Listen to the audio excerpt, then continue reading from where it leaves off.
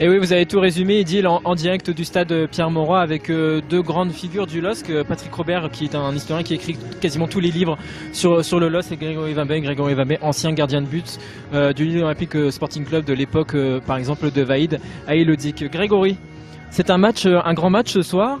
On se prépare comment avec Michael Faure sur ce type de rencontre?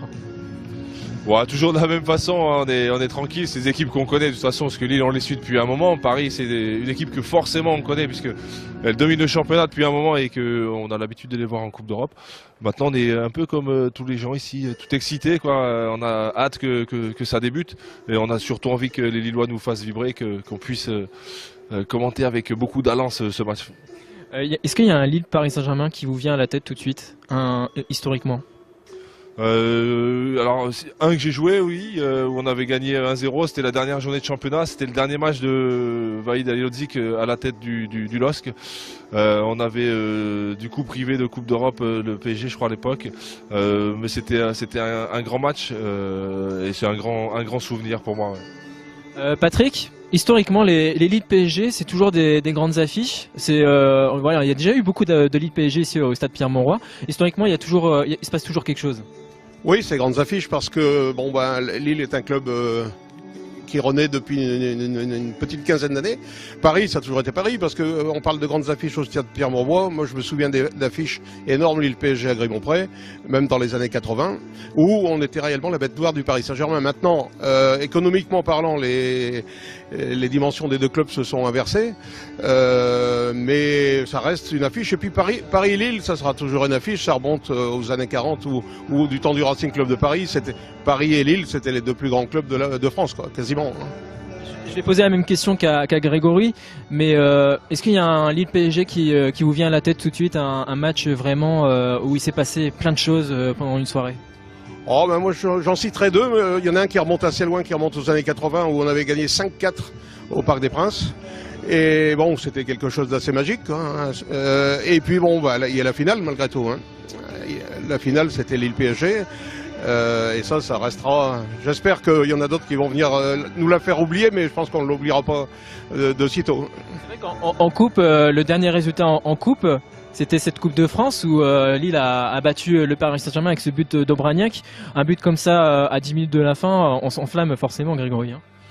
Oui, alors j'ai pas eu la chance de le commenter celui-là parce que j'étais encore en activité, mais j'ai vibré devant ma télé, j'étais heureux de ce résultat, puis c'était une année exceptionnelle avec le doublé, quoi. Alors si ce soir on pouvait avoir le même résultat, ça ne donnerait pas un trophée au LOSC, mais en tout cas ça emmènerait tout un peuple au Stade de France. Alors, faut parler d'adversaire aussi, le Paris Saint-Germain, Grégory, grosse machine, qui renaît un petit peu en ce mois de janvier. On retrouve vraiment la solidité qui faisait de cette équipe, voilà, les deux derniers champions de France, enfin, le Paris Saint-Germain redevient solide.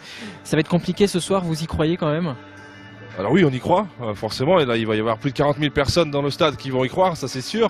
En revanche, oui, PSG, ils ont perdu le premier match contre Bastia, 4-2, j'ai envie de dire presque un accident. Et depuis, ils restent sur 7 victoires d'affilée, toutes compétitions confondues. On a l'impression qu'ils montent en puissance, ils ont des gros rendez-vous, parce qu'après ce match-là, ils jouent Monaco, ils jouent Chelsea pour une double confrontation, pour une qualif en quart de finale de la Champions League.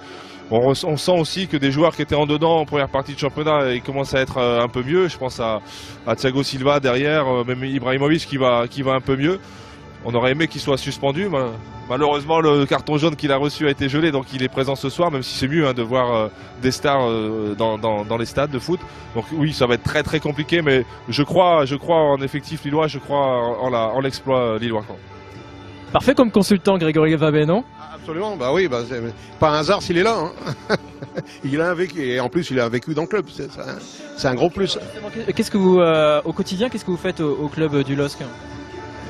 Alors c'est pas au quotidien, c'est les jours de match en fait. Je fais un peu de relations publiques dans le stade. Je suis chargé aussi d'amener de temps en temps des anciens joueurs qui vont faire un petit peu le tour des loges et se présenter, dire un peu ce qu'ils deviennent. Et je suis aussi le secrétaire de l'association on en parle parce que j'en parle d'autant plus facilement que Patrick à côté de moi, secrétaire de l'association des anciens dogs, donc qui est chargé voilà, de faire vivre les anciens qui ont donné pour le club et puis de jouer accessoirement aussi de temps en temps quelques matchs. J'en profite, que j'ai un petit peu d'antenne, pour dire que je suis l'actuel meilleur buteur ex aequo avec Dagui Bakary. Voilà, c'est vraiment pour se faire plaisir, pour faire plaisir aux gens. De temps en temps, on fait des matchs et c'est plutôt sympathique. Là, l'hiver va se terminer, donc on va commencer notre tournée printanière avec 6 ou 7 matchs à l'affiche. Donc c'est vraiment sympa, quoi. Voilà l'actualité de Grégory Vimbé présentée ce soir. Merci Grégory et merci Patrick d'être venus à notre micro. Vous allez voir le match, on va se régaler je pense. Les tribunes commencent à se remplir ici, Idil, et on se retrouve dans un petit quart d'heure avec le président du LOSC, Michel Sédou.